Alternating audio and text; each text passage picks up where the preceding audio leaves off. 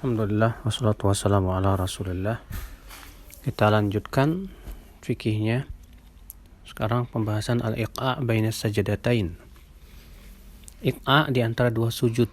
Apa itu iqa'? Yaitu duduk di atas dua tumit. Dari Abu Zubair bahwa ia mendengar Taus berkata, kami pernah berkata kepada Ibnu Abbas mengenai iqa', ya di atas dua kaki. Maka Ibnu Abbas berkata ia termasuk sunnah. Kemudian kami berkata, sesungguhnya kami memandang bahwa iqa' itu adalah merupakan sikap kasar bagi seseorang.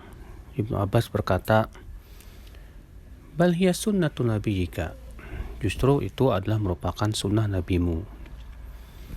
Imam An-Nawawi dalam syarahnya berkata, iqa' ada dua macam. Macam yang pertama yaitu seseorang menempelkan pantatnya, ya dua pantatnya itu di tanah, sementara dua kakinya berdiri di samping pantatnya dan meletakkan dua tangannya di tanah seperti halnya anjing, sebagaimana tafsirkan Abu Ubaidah dan Ma'mar bin Al-Muthanna. Maka yang seperti ini makruh, bahkan terlarang. Macam yang kedua yaitu menjadikan dua pantatnya di atas dua tumitnya di antara dua sujud. Nah, inilah yang dimaksud oleh Ibnu Abbas, yang dimana Ibnu Abbas mengatakan bahwa itu termasuk sunnah. Nah, ini jadi iqa' yang dimaksud di sini adalah iqa' duduk di antara dua tumit. Duduk di atas dua tumit, bukan di antara ya. Duduk di atas dua tumit. Adapun duduk di atas dua kaki, di mana kakinya berada di samping dan pantatnya di atas tanah, maka ini haram. Dan dari Muawiyah bin Hudaij ia berkata, aku melihat Tawus yang melakukan iqa'.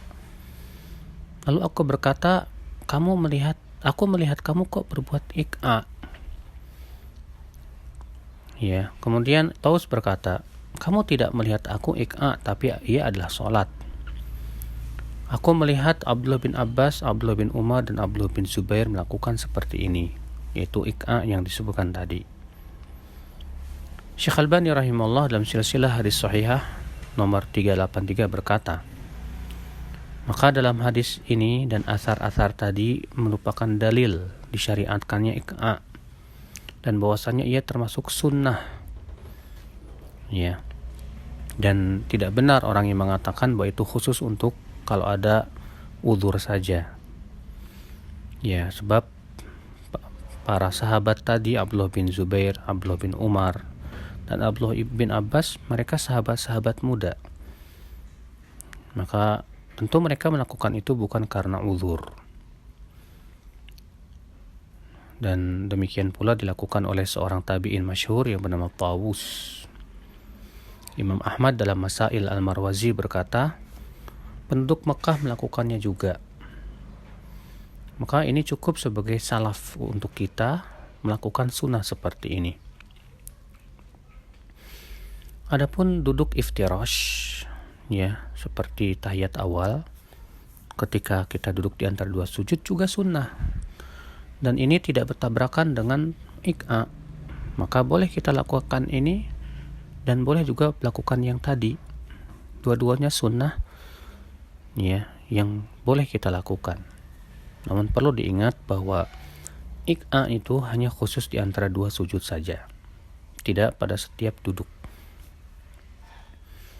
Pembahasan selanjutnya yaitu duduk istirahat, yaitu duduk yang ringan, yang seseorang ya setelah selesai dari rakaat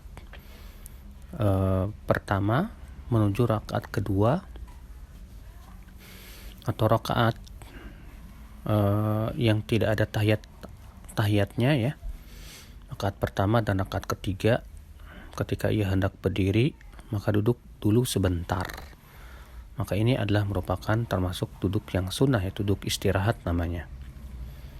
Berdasarkan hadis Abu Humaid As-Sa'idi, ia berkata, ya, aku mendengar Abu Humaid berada dalam 10 orang sahabat Nabi SAW. Di antara mereka adalah Abu Qatadah bin Rib'i. Ia berkata, aku yang paling tahu tentang salat Rasulullah SAW.